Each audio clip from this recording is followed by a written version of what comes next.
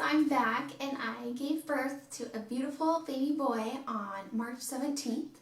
So yesterday I was 7 weeks postpartum. Before I gave birth, and this is kind of why I stopped filming videos, I was having early contractions. They thought I was going to develop preeclampsia and I ended up delivering early. I did not develop preeclampsia, but I did deliver early. I delivered at 36 weeks and 5 days on St. Patty's Day. So I'm going to tell you today my labor and delivery story. So on March 15th, I went out with friends for dinner and I started feeling contractions stronger than I had felt them before, even though I had had early contractions. And I also didn't say I was in the hospital a couple times for the contractions and for preeclampsia, even though I didn't develop it, they thought I was. So I had already been in the hospital and I knew what contractions felt like, and these were them, just stronger. And so I went to bed, I woke up the next morning and the contractions were gone. So this was March 16th. And so we went about our day. Then around, I think around like 1 o'clock, I started feeling the contractions again, and they were consistent this time. They were 5 to 7 minutes apart. So we kept timing them, and I asked before when I was in the hospital, when do I come in when I'm having contractions? I want to know. So they said when contractions are every 2 to 3 minutes for 2 hours. So we timed it for about 2 hours, and I was having contractions every 2 to 3 minutes. And we decided, okay, let's go in. So we went in, and the whole ride I was having contractions, and when we got there I was having contractions, so I was like, I think this might be the real thing. So we went to the hospital that I delivered at, and before I went to the hospital, actually a couple weeks before any of this happened, I was already dilated to a 1 and 75% effaced. So we went in and I was 2 centimeters and still 75% effaced. So they kept me and they decided to watch me for a couple hours. And after 2 hours, I had gotten to a 3. And they said, well, I think we're going to send you home, but we know we'll see you back tonight. We honestly think you're in labor. I had an irritable uterus and they could see my contractions were consistent. They just weren't progressing as fast as they wanted me to, so they sent me home because they want you to come in when you're a 4 and I was only a 3.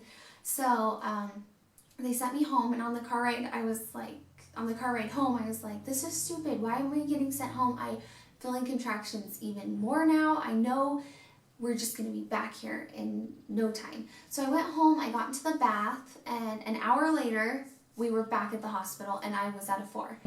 They got me a room, and when I was in my room and all set up, I was like, when can I get the epidural?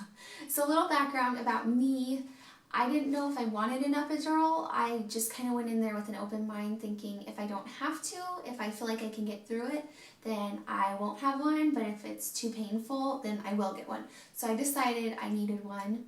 So they got me the epidural, and then I started not feeling contractions. It was great, but I think they messed it up a little bit because I was too numb on one side that I couldn't even sit myself up. I had to have help, and then not numb enough on the other side. Well, not enough. I just wasn't as numb on the other side. But I was just happy to not be feeling the contractions. So we went through the night, and I woke up a couple times, and I didn't like the feeling of not being able to move, but it was better than feeling those contractions. So the next morning we woke up around 8, and we woke up around 8. I was about 7 to 8 centimeters dilated, and then they checked me again at 9, and I was 10 centimeters dilated but not fully effaced. So the nurse said, you'll know when it's time to push, you'll feel it. And some moms don't when they have an epidural, but I did. I felt it. So about 20 minutes later, I told them, I feel like it's time to push. They checked me, and I was fully dilated and fully effaced. I was ready to go. And so she said, well, I'm going to get everything set up, then we'll start pushing, and then I'll call the doctor in when you're about to have the baby. So we started pushing, and like after a couple pushes, she called the doctor in because I was really close to having the baby. I pushed him out in 15 minutes, so it was a really nice and easy labor. Nice and easy, and I just thank God for that because I had a tough pregnancy towards the end. Then once he came out, she put him right on my chest, and it was the most amazing thing ever. Skin to skin with your newborn, you know, you wait 9 months to see this baby, and you feel him kick, and you're sick, and you're tired of being pregnant towards the end. So when you actually finally get to see your baby, it is the most amazing experience. I can't even tell you.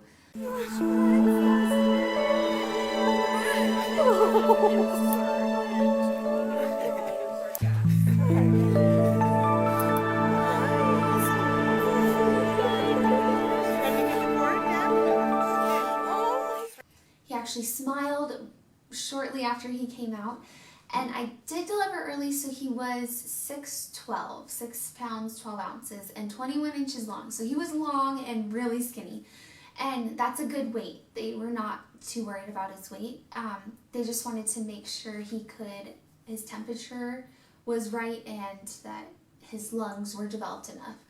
And so we stayed in the delivery room until his temperature got up, and I kept putting him on me for skin to skin, and he finally warmed up when we put him on daddy skin to skin. During the delivery, I did tear a secondary tear, and I had just a couple stitches.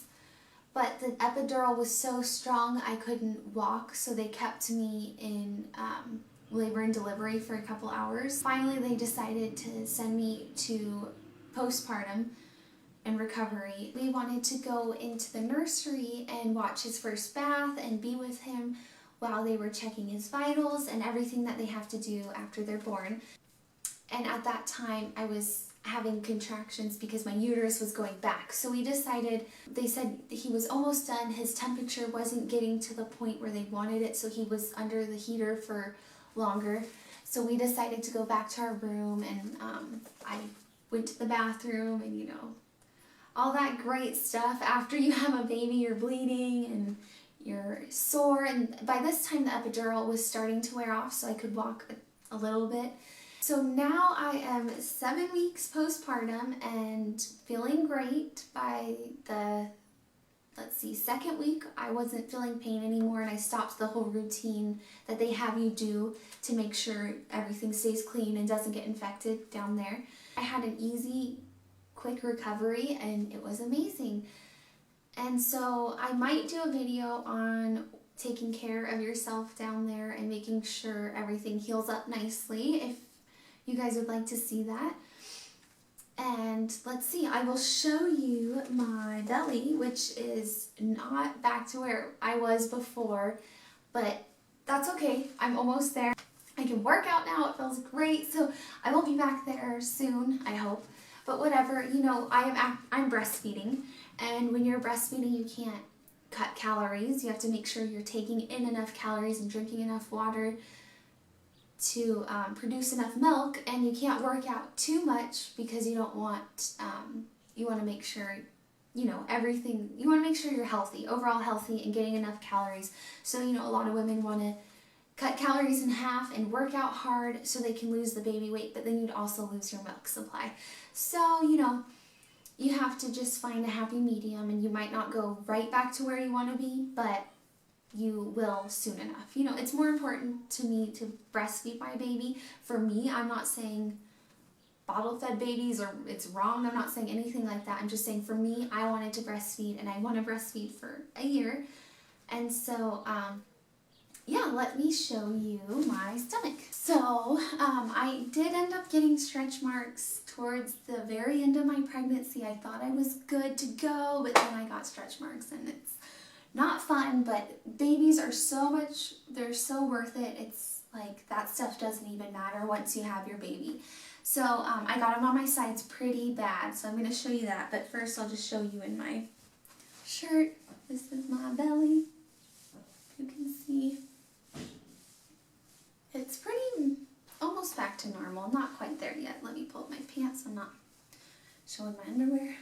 So this is from the front, and I just got one stretch mark on my tummy, but then on the sides you'll see pretty bad. But this is from the side. I'm still, it's not quite back.